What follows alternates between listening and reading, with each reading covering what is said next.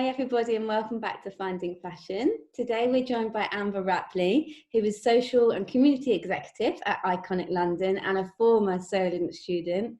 Welcome Amber, thanks so much for joining us. Thank you for having me. No, it's great to see you again. Can you tell us a little bit about yourself? Yes, of course. So like Hannah said, I now work at Iconic London. I'm their Social and Community Executive.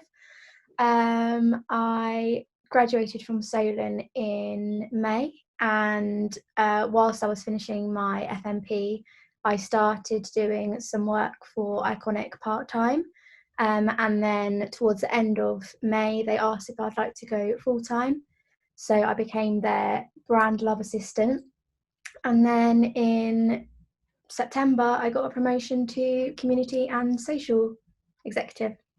Just nailed it, guys. Nailed it already. And so you studied beauty promotion at Solent. How do you think that the degree shaped the job that you do now and how you entered the industry? So I think like the best part about my job is that I basically do the stuff that I loved in the course. And the thing about beauty promotion is such a good mix between like the academic studies and the amount of freedom you get with creativity. So I think being able to do all the different modules within the beauty industry really helped me decide what I liked and what I didn't like and where my strengths were. So when I was looking for, like, especially my internship, I was able to kind of narrow down my choices of what I wanted to do. Do you have any favourite parts of the degree? Definitely. You don't have to say the ones that I taught you. I think PR and marketing that I did in first year was my favourite module out of all 3 years, and that actually inspired my FMP. But definitely, to be honest, I actually really did like the trend forecasting ones and global perspectives, because I think in all jobs it is really good to have an understanding of like what's going on in the world and how trends develop. Like especially now, I do use the skills that I learned from there, you know, to create Instagram stories and things like that. So yeah, I think they were probably my favourites. So the PR and marketing module that you did, like what was it that really clicked for you about that? I think, like I mentioned before, like the amount of creativity you could have. I mean, I think I chose Dove, and I created a new limited edition line in collaboration with Mind. And I think just being able to organise the launch event, writing the press release, creating what the products were going to look like, I think having full control of the whole project I love. Whereas in industry, you don't do every single job yourself, but to be able to now have the skills and know how to do that, so you can just chip in like, oh, I've had experience doing that. I think that's what I love the most, and just you could just do whatever you wanted, really. What was weird the other day is I was on our tagged photos, and I think someone from first year might be doing a similar project, and they tagged Iconic London in a press release of an illuminator, I think, in coming out in like a purple shade, and I was like, that's crazy. I remember doing that. Yeah, that's so funny. But yeah, you've come full circle. Yeah. So when you were studying, obviously you mentioned that you did do an internship at Iconic. How did you juggle studying and doing that internship? Because you did it in your final year when you were doing your FMP.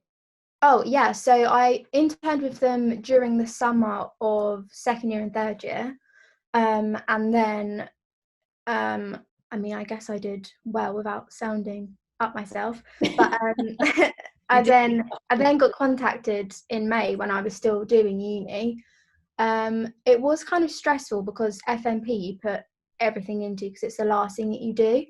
But to be honest, because you do put everything into it, it's like your life and soul. So to have something on the side that was a bit different, and I knew that it would help me get into the industry eventually, was actually quite nice. But I think when I was doing the internship, it was only a couple of hours a day doing like Instagram DMs.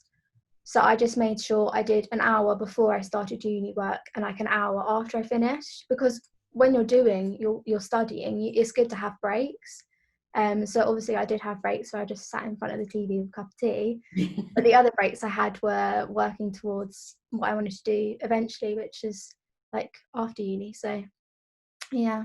So when you mentioned there that you were the brand love assistant, what does that actually mean? So it's very similar to what I do now, but I had less ownerships of channels. So it was mainly engaging with customers and creators over message, like Instagram DM, Instagram tags, our comments, and things like Facebook, just all different bits like that. But it was more, it wasn't really creating many things. It was just more like the community side of it.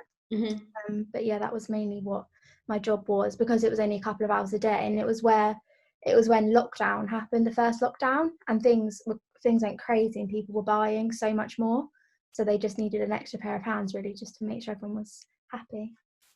Do you think that that's something that they're really heavily involved with now, is interacting a lot with their consumers and their followers? Yeah, definitely. It's one of the main things that we like strive. It's like one of the most important things to us, because, you know, if your customer's happy, they're going to come back again. And it's not just that, it's just making sure their experience with shopping with you is memorable and that they want to come back. So even just our tone of voice, we just make sure that it's really friendly. So I speak to our audience and our creators and makeup artists that we work with in the same way of how I would just like speak to a friend, because it's just what works for our brand, and it's how, you know, we've come along in time. It's just what works for us. I think that works for a lot of brands though, doesn't it? Because really, like, when you are shopping for something online, especially when it's beauty, when it's such like a tactile industry, it's based on like touch and feel, you do actually want to feel quite connected with the brand, and that totally helps in the way that they talk to you. And especially now with lockdown, I mean, so our iconic girl is what we'd call our audience, our target audience.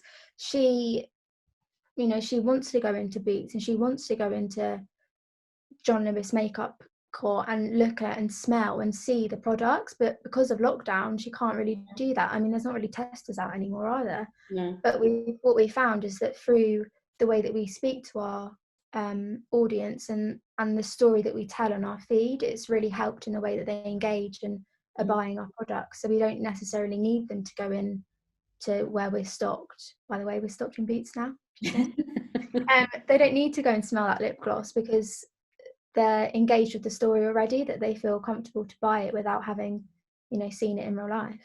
And they trust it as well, because you're talking to them like a friend. They trust you.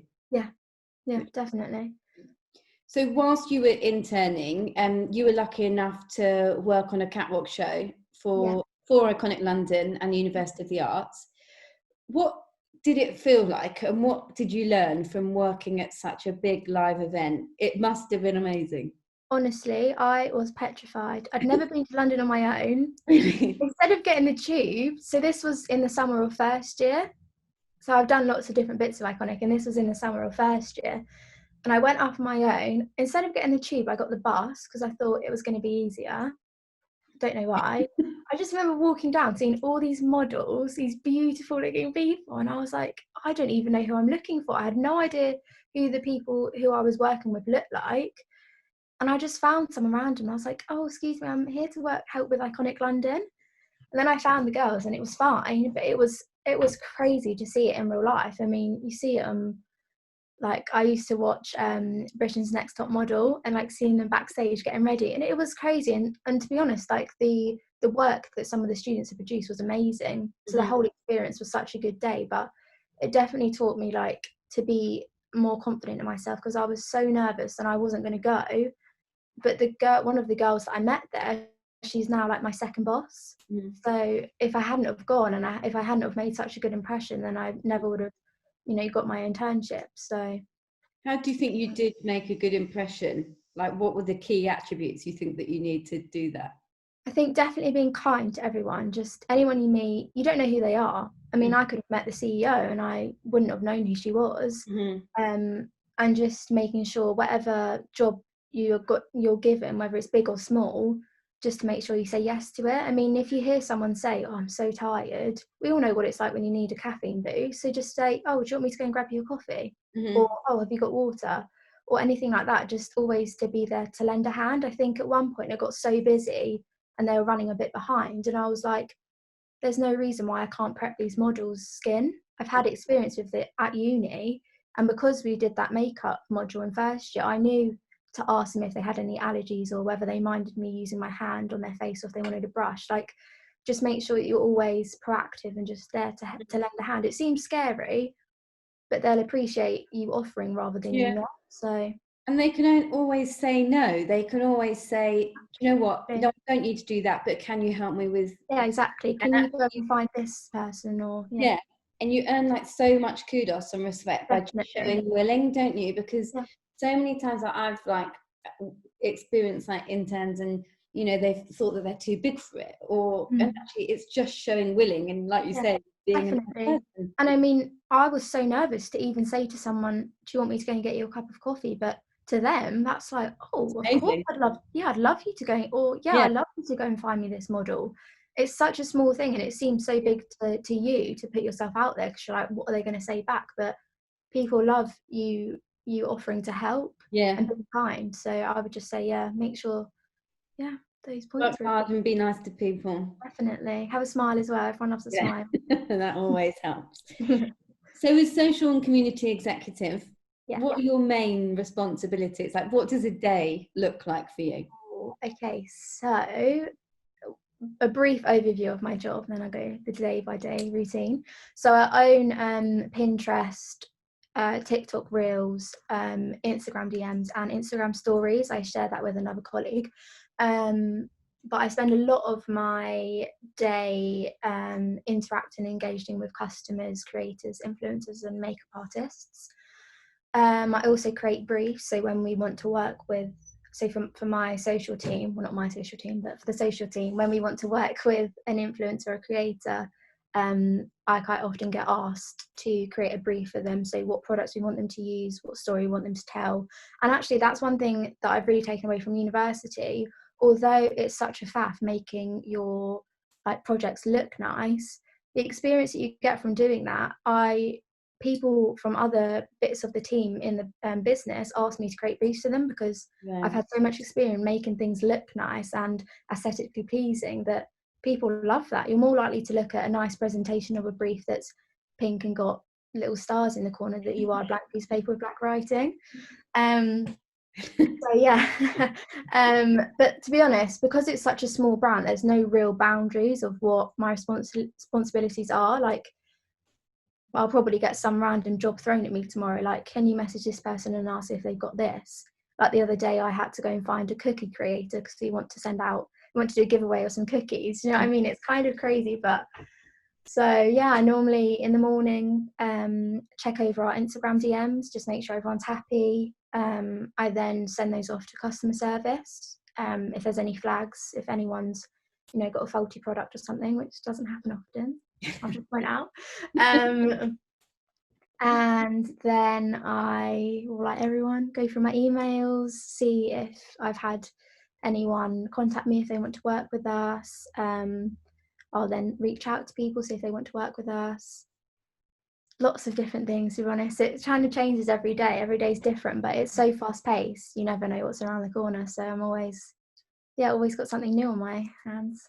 I suppose that is the benefit of working for a small company though, isn't it? Like, you get to do so much more that you might get to do if you work for a big company. Yeah, honestly, the experience that I've got just from the last however months from May to now has honestly been insane. Like, the things that I can now put on my CV, I never would have dreamed of being able to get the experience if they just said, oh, you're going to be our social and community exec.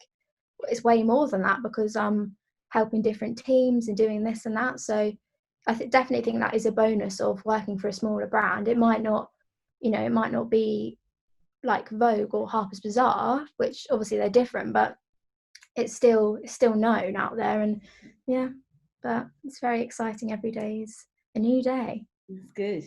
But it's grown so quickly, hasn't it? Because it only launched in 2015 and the following is blown up. Yeah. What do you think sets it apart from other makeup brands? Like, why do you think that it has become so iconic? I would definitely say, so our main like powerhouse, let's say, was our Instagram, or is still our Instagram, and I think that's due to like our aesthetic and our quality, and also our like celebrity influencer and makeup program. I mean, the amount of people that say to me, oh, I saw Iconic on so-and-so's Instagram the other day, and people find it annoying, but it's just what works for us. It's the best way of getting ourselves out there, and that's why we've been doing it for years like that, because it's clearly worked, it clearly does something. And I think that's something that we do different to other brands. I mean, we always try and work with new creators, so micro influencers and just well-known influencers, but we also have some like old and gold creators that we love to work with that always work for us. So kind of, yeah, I reckon that's probably why we've grown. Is it beneficial then to be working with influencers from different tiers? So you mentioned that you work with micro influencers, Yeah. but then there's also like J-Lo and Kim Kardashian who have used it as well. Yeah, I mean, that's kind of crazy for us that they use it, but that's more for like for clout and our global reach than it is our engagement. So as a social team, we try and tell everything as a story. So although it's like super great for that, it's always good for engagement as well, but it's actually a bigger part of our brand strategy that these crazy famous people use us, because obviously that gets us clout. So but definitely we love to work with micro influencers. I mean, when I look for TikTok and Reel influencers, sometimes the most like professional and the best videos that we get are from people that have a lower following. And it literally, sometimes it makes my day when I'll send an email to someone because I really want to work with them, I love their stuff, and they'll come back just as excited, like, oh my god, I can't believe you've emailed. I'm like, yes, you're so talented. But we definitely try to reach out and work with a wide range of people just to make sure that we're getting noticed by kind of all audiences and that we're not trying to stick just to one. But what do you look for, like when you are looking for new influencers and new creators to work with? What exactly is it that you're looking for? I would say definitely someone who our iconic girl can relate to. We don't want anyone who is gonna like make who views our things kind of turn away. We want to make sure that they definitely suit our brand and also like what we stand for. So we want them to be iconic, we want them to be self-confident, we want them to be everything that our girl strives to become. So I mean, they can have any type of following. I quite often search for new people. We often get a lot of DMs of people asking to work with us.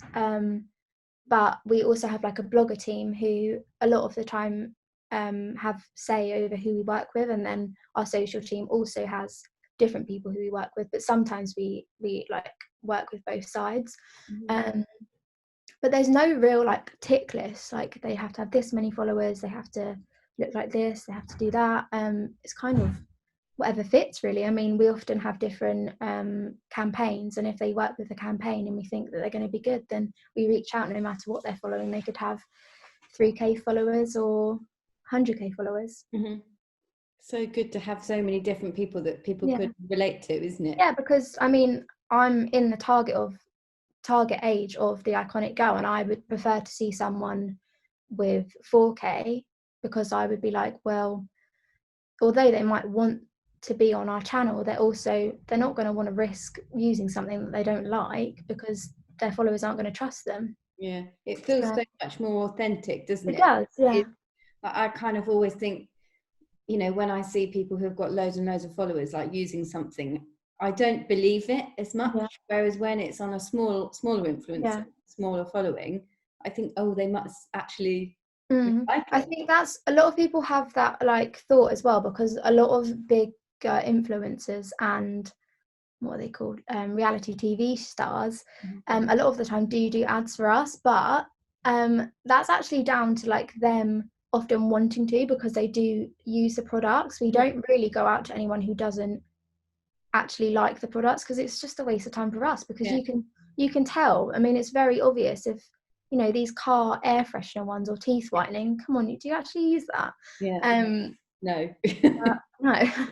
But everyone falls for them sometimes, don't they, these ads. But it is difficult to know who's being genuine, but we just try to make sure that they do actually really like our products, because otherwise it's not really worth it, is it? Yeah.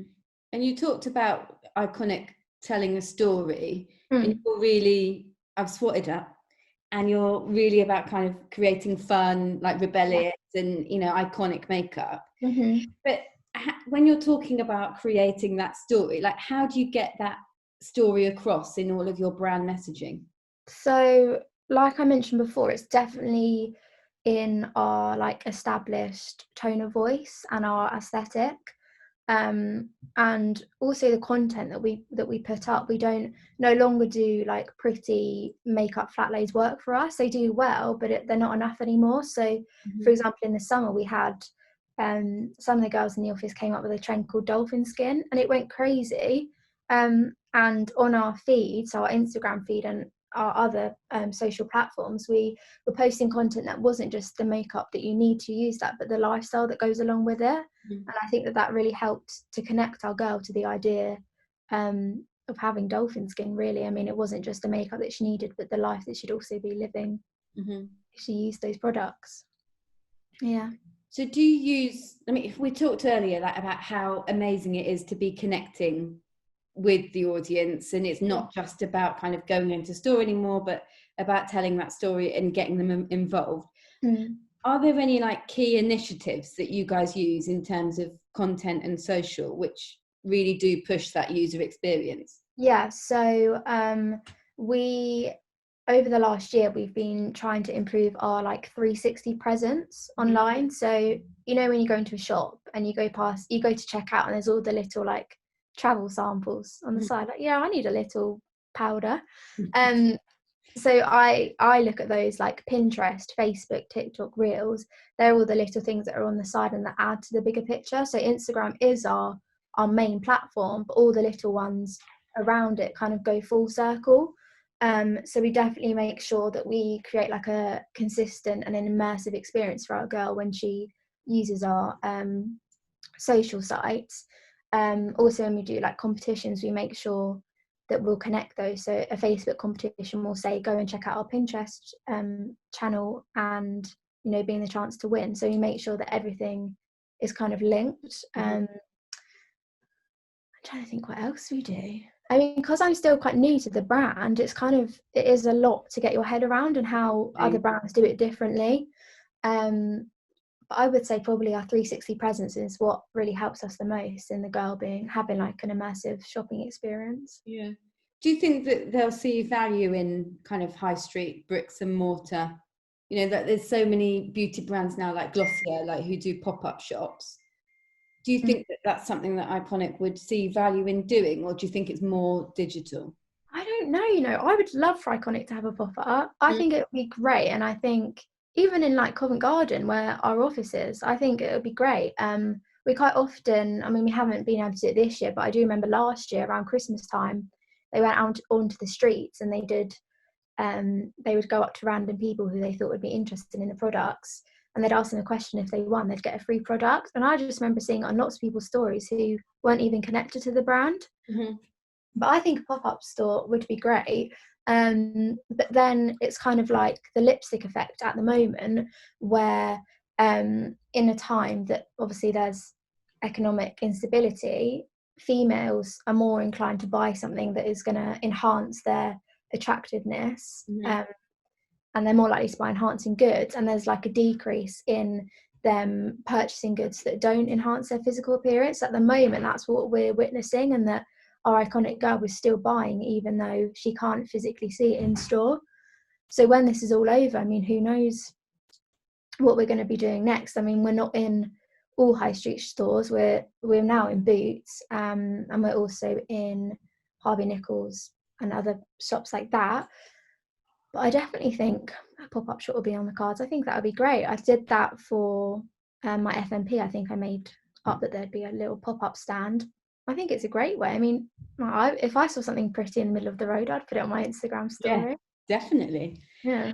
So tracking digital trends is quite a big part of your job, to boost that brand engagement. Yeah. Is there any particular place that you look to kind of find those trends? I would say it comes quite naturally to us. So we have this group chat of my team, and we're constantly sending things 24/7, whether that's like stuff we've seen on the catwalk that's appeared more than once, or what the Kardashians are doing, or what like the newest Netflix series craze is. anything like that we just send in and we try and get inspiration from. I also think that like the fact of really enjoying your job is that you can tell what your girl is going to engage with. And obviously society has a huge impact on like what we post about and what we talk about. On a more like professional way, we have a like social reporting system, so we quite often look at that to try and work out what's trending, but we try and keep it natural because we think that's what works best and what our girl is more engaged with. On Pinterest, there's a good tool that's Pinterest Insights, and I find that really helpful to look at what people are searching on Pinterest and what kind of boards I need to be making, what keywords to be using. I think when The Crown came out, series 3 came out a couple of weeks ago, the most searched words were the royal family, Princess Diana, the Crown, words like that. So that kind of helps us to see what our girl is kind of looking for. Another part of my job is I create like a bi-weekly report. It's called The World of Our Iconic Girl, and it goes out to the whole company, and it basically talks about what our girl is seeing, using, watching and doing. And that's kind of really easy for me to write because I am one of the iconic girls in that I'm the same age, so I'm able to really like write it from a natural point of view, and that always helps every single part of the team within the industry because everyone has a good understanding of what's going on and what our girl's enjoying. And I often use things like Glamour magazine, Cosmo, Harper's Bazaar, and I look at those kind of websites to see what they're writing about as well to get inspiration. But that's kind of it. I wouldn't say we really look at competitors that much. We don't try to spend a lot of time looking at them because we're very much happy in our own lane, and we have our own like tone of voice. So we just we try not to occupy ourselves too much by looking at competitors because we don't really need to right now. We're just kind of happy plodding along, doing our own thing, doing what's working for you guys, which obviously doing very, very well. Amazing. So you talked about there being a 360 strategy to really create that immersive experience, and I was checking out the Iconic London blog that you've got on there, and there's like, it's really good. I was really enjoying it, and there's loads of like tips on finding your own like shade, quite cute, isn't it? Yeah, like finding the trend hooks and like how-tos. How does the content team or the blog writer, whoever creates that blog, like how do they decide what to write about? Like, do they use those like you mentioned about the Crown and things like that? Do they feed that in? There's often like key phrases that, I mean, I don't actually know who writes the blog. It's kind of a mystery. But it is something that my team are taking over in 2021. We want to really nurture it and take it on as our own because I don't know if you've seen on Instagram, there's now like a guide section. So you know where like the tagged photos are and the filters and stuff on a profile. There's a guide section, so we want to try and link the two. I think the writer, whoever the mystery writers are, I think they must look at some of the things that I send over in the reports and looking at all of our different trends that we've written down. To try and push out different ideas, and I think our blog probably is aimed towards more of our audience who are wanting to learn more. So we have audience, we try and meet ourselves in the middle really with the content that we put out on our 360 presence. In there we have a girl who knows how to do makeup and knows every single thing about it and just loves it, but we also have our audience who wants to know more, wants to know the tips and the tricks. So I think our blog is probably directed more towards them. But I mean, I love reading it. I don't know who writes it, but I love reading it. I was really enjoying it. Yeah.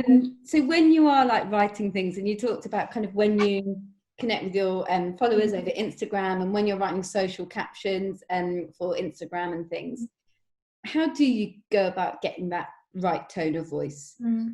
It took me a while to get used to because there's a lot of like babes, hun, gorge, which now are in my vocabulary, but at the time I was a bit like, not really sure about those. There's a lot of like heart emojis, but I mean, who wouldn't want to send like 10 heart emojis to someone? I mean, 10's a bit extreme, but so it's just like, I just say it as writing to a friend. So for example, I would be like, oh, hey Han, have you seen Iconic London's new bronzer? It's in like the most gorgeous rose gold packaging. It's going to look so dreamy on my makeup vanity. Whereas I wouldn't really be like, Hannah, have you seen that Iconic London have brought out a new bronzer? It's really finely milled and blah blah blah.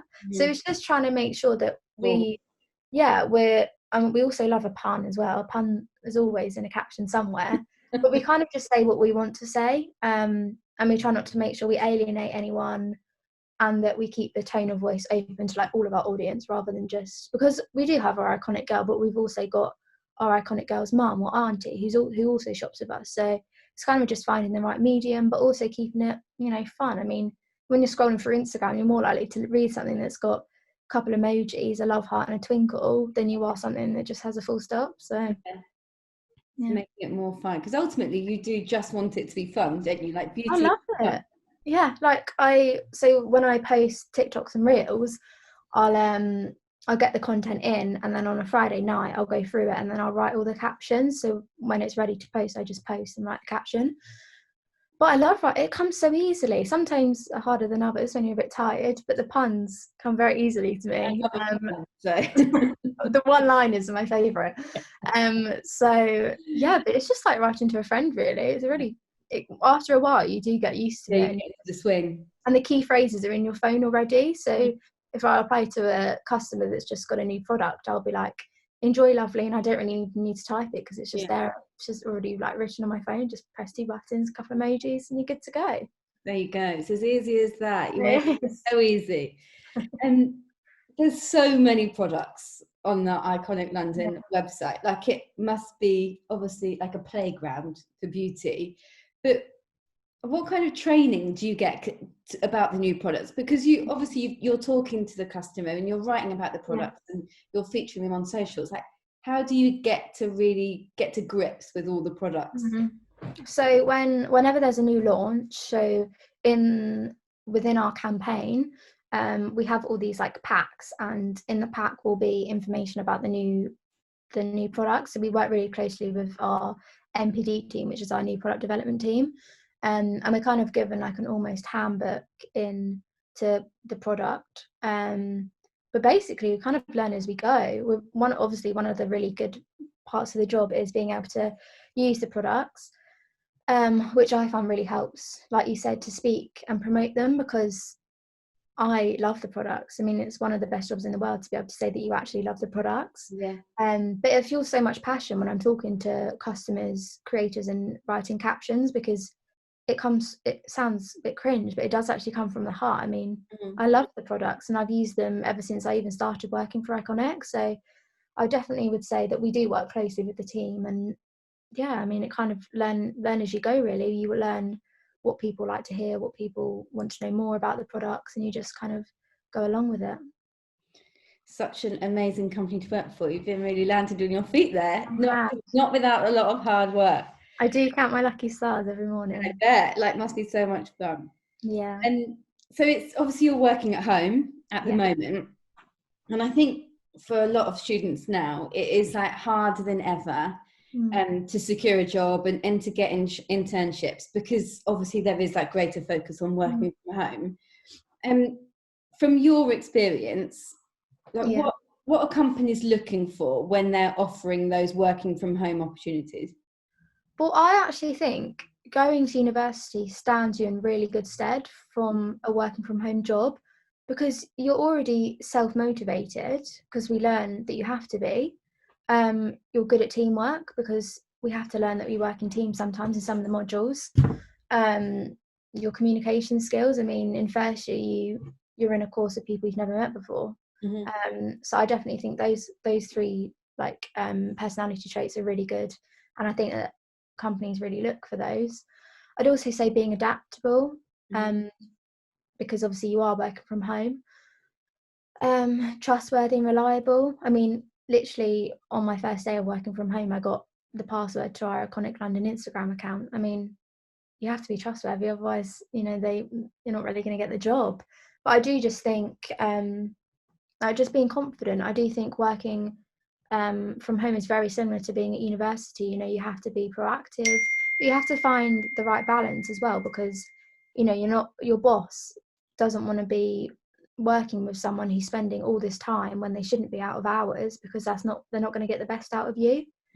But also trustworthy as well, because your boss doesn't want to be checking up on you 24/7, making sure that you're doing the work. So, but I definitely think all those skills are something that you definitely work on at university. So they're already within a student, I would say. You just learn to enhance them. Yeah. And I think at the moment as well, like obviously it's terrible of everything that's happened, and it's really difficult for students to be learning remotely and not coming into uni so much, but thinking about the long run, there is going to be a total shift in the way that people work, and maybe studying remotely is really setting them up for that. And I mean, we're lucky, we're generations that really understand how to use Zoom and social media and all these different types of things. I mean, if our parents had to go through this, there wasn't anything like this like back in the day. So definitely there wasn't anything like this back in the day for me. Well, there you go. So yeah, I know, I definitely think to any student worrying about what it's going to be like in the next few years, and if you are, I think there will be more of an emphasis on working from home, but it's all within you, because you've learned how to do it before. There's just a few added things that get put on top, but it's definitely manageable. It does get lonely, and it does get quite intense when your whole family's working from home, let me tell you. But it's just what you have to do right now, isn't it? Not much we can do about it, but definitely it's all good experience with being at university now and not going in for lectures. It will stand you in good stead for the future. Yeah. And back to the makeup, my final, potentially most exciting question. What is the most iconic London product for you? What would you say it is? I'm asking you. I would say you're on the inside. Our iconic illuminator. Right. It has to be. Yeah. I mean, Kim K uses it. It's got to be good, hasn't it? But it's probably also like very closely followed by Prep Set Glow, which is a very personal favourite of mine. It smells, I mean, I'm not promoting it here, you don't have to go and buy it, but it does smell insane. Right. Wait, I've actually got it next to me, do you want to? Oh my God, she came prepared. Right, so, oh my God, that looks amazing. So that's what I need to get in my life then. You can also get them in a bundle right now for a very good price. So, need any stocking ideas? If your bestie needs a present, there you go. I need a present for myself. Yeah, you do.